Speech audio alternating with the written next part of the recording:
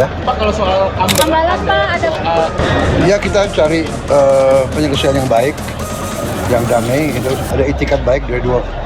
Pertahankan hak negeri Sabah, 1 inci pun tidak kita akan korbankan. Oke, lanjut kabar yang cukup greget nih bos. Nah, seperti video admin kemarin, video tentang Menlu Malaysia yang menegaskan tidak boleh lagi pakai kata ambalat, dan video terkait PM Anwar yang mengatakan tidak akan menyerahkan sejengkal pun wilayah kedaulatan Sabah sudah menyebar luas bos. Malaysia pun kini sepertinya akan memperkuat klaimnya di wilayah ambalat Indonesia. Dan mendengar hal ini tak tinggal diam, anggota DPR pun kabarnya meminta Indonesia untuk memperkuat posisi di wilayah tersebut. Bahkan gak cuma secara diplomasi, tapi juga secara fisik bos. Nah, lantas seperti apakah itu desakannya dan bagaimanakah tanggapan Pak Prabowo yang akhirnya juga buka suara soal ini? Setelah ini kita kupas bos.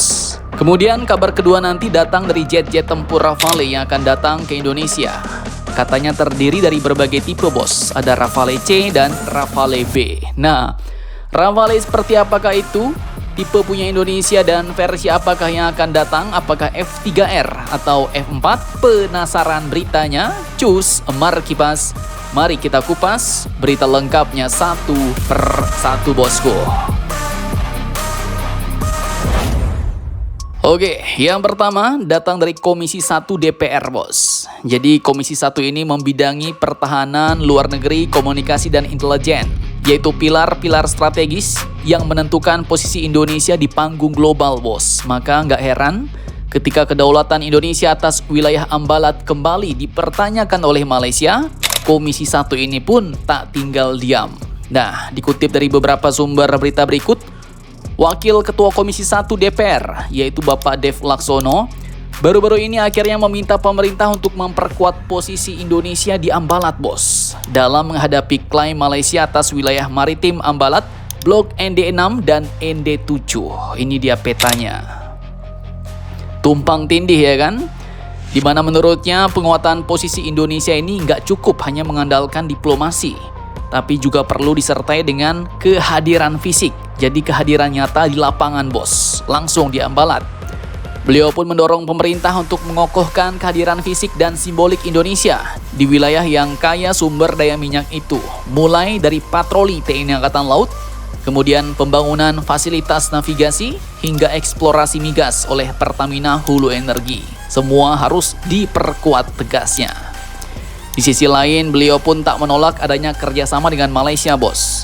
Namun dengan satu syarat mutlak, yaitu batas wilayah harus jelas dan pengelolaan dilakukan secara adil dan transparan.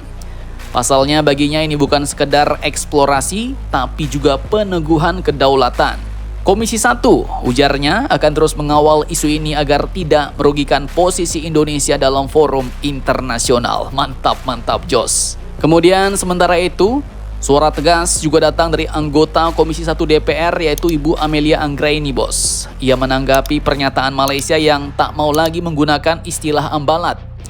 Bagi beliau, itu bukan sekedar permainan kata, tapi katanya adalah upaya halus untuk mengaburkan klaim kedaulatan. Pemerintah harus bersikap tegas di setiap forum internasional. Nama resmi itu penting karena menyangkut pengakuan wilayah, tegasnya. Amelia juga memperingatkan, rencana kerjasama pengelolaan Blok ND6 dan ND7 harus dibicarakan terlebih dahulu dengan DPR. Pasalnya wilayah ini masih dalam sengketa. Jangan sampai kerjasama itu justru melemahkan posisi Indonesia bos. Katanya sambil menekankan pentingnya pendekatan yang mengutamakan pertahanan dan keamanan nasional. Mantap, mantap Jos. Nah, itu desakan dari Komisi 1 DPR RI bos. Lantas, bagaimanakah tanggapan presiden kita yang hari ini buka suara ternyata? Oke, lanjut kali ini sikap Pak Prabowo. Jadi beliau nampaknya cool nih bos. Cool tapi tetap tegas. Jadi Pak Presiden Prabowo yang dikenal dengan gaya kepemimpinan tegas dan berprinsip kali ini memilih pendekatan yang damai. Bukan dengan nada tinggi, bukan dengan retorika keras, tapi dengan ajakan bijak. Selesaikan sengketa ini dengan kepala dingin. Jadi saat berbicara di Sabuga ITB Bandung Kamis 7 Agustus 2025 ini, beliau pun menyampaikan pandangannya terkait Malaysia yang kini menolak nama Ambalat. Ia pun menjawab, kita cari penyelesaian yang baik, yang damai. Ada etikat baik dari dua pihak, ujarnya dengan tenang. Ibarat kata ya, Pak Prabowo juga enggan konflik tersebut diselesaikan dengan ketegangan, bos. Jadi nggak perlu gesekan, ya kan? Namun ia menegaskan bahwa Indonesia-Malaysia akan menuntaskan dengan kepala dingin. Kita mau penyelesaian yang baik, ujar beliau. Ya, kita jangan biasalah, ada mungkin intinya kita mau penyelesaian yang baik. Jadi ya kalimatnya sederhana, bos. Tapi menurut admin penuh pesan nih, bos. Yaitu Indonesia tidak akan terpancing emosi, namun tetap akan memperjuangkan haknya dengan cara-cara yang bermartabat. Begitulah kalimat kerennya, bos. Gaya Pak Prabowo kali ini ya bukan pasif ya, tapi ini seperti strategi. Beliau tetap ingin menghindari ketegangan terbuka yang bisa merusak hubungan jangka panjang dengan Malaysia, sembari tetap menjaga kepentingan nasional. Dan ini ya bukan kelembutan yang lemah, bos, tapi ya menunjukkan kendali diri dari seorang pemimpin yang paham medan. Kemudian ya, perubahan nama Ambalat ini juga nggak aneh-aneh, bos. Masih nama Indonesia ya kan, Laut Sulawesi. Kecuali Malaysia ganti pakai nama Laut Sabah. Nah, itu baru jelas, bos. Ngajak gelut namanya ya kan. Jadi, bagaimana menurut kalian? Silahkan kalian cocor-bacor di kolom komentar. Kita jangan biasalah, ada mungkin intinya kita mau penyelesaian yang baik. Oke, lanjut, kabar kedua datang dari Rafale. Jadi admin kutip dari CNN Indonesia dan juga akun majalah Teknologi dan Strategi Militer TSM. Indonesia diperkirakan akan menerima jet tempur Rafale B pertamanya pada semester pertama di tahun 2026 ini, bos. Jadi tahun depan. Pengiriman 6 unit pertama dijadwalkan berlangsung secara bertahap dengan 3 jet Rafale tiba antara Februari dan Maret 2026. Dan 3 sisanya sebelum pertengahan tahun 2026. Nah, Min, Rafale B atau C itu apa sih, Min? Terus kita terimanya Rafale F3R atau F4 nih, Min?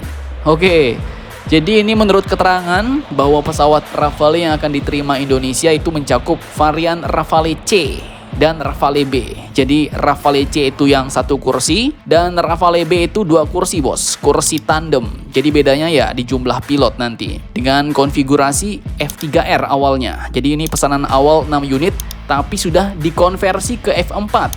Dan untuk selanjutnya kita akan terima F4 terbaru.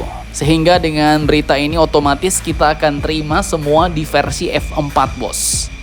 Kemudian selain itu Kementerian Pertahanan Indonesia kini juga dikabarkan tengah dalam pembicaraan lanjutan dengan pihak Perancis untuk memungkinkan menambah antara 12 hingga 24 unit Rafale. Dan jika terrealisasi, maka jumlah total jet tempur Rafale kita akan mencapai 66 unit dan bakal menjadikan Indonesia salah satu operator Rafale terbesar di luar Eropa.